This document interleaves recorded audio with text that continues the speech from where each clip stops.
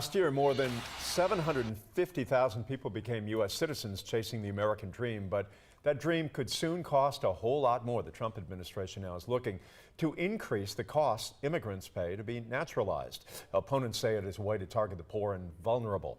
11 Alive's Jennifer Bellamy is breaking down the numbers on how some are trying to stop this plan. Well, this change could cost someone applying for citizenship hundreds of dollars more. Federal immigration officials say the fees were set below estimated costs to promote naturalization and immigrant integrations, but they now feel differently, given the significant increase in applications.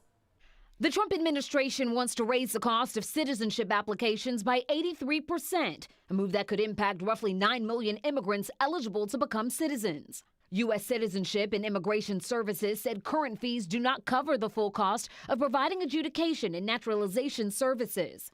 So here's how this change could look. A citizenship application fee would jump from $640 to $1,170, an increase of 83%. Legal permanent residency fees would go up 79% from $1,220 to $2,195. Right now, the Supreme Court is considering whether to allow the Trump administration to end DACA, or deferred action for childhood arrivals. The proposed fee increase would impact that program as well, raising the rates for renewals from $495 to $765, giving the administration a way to possibly limit the program if justices decide to allow it to continue. People seeking asylum, temporary protected status beneficiaries, and legal permanent residents would also see higher fees as well.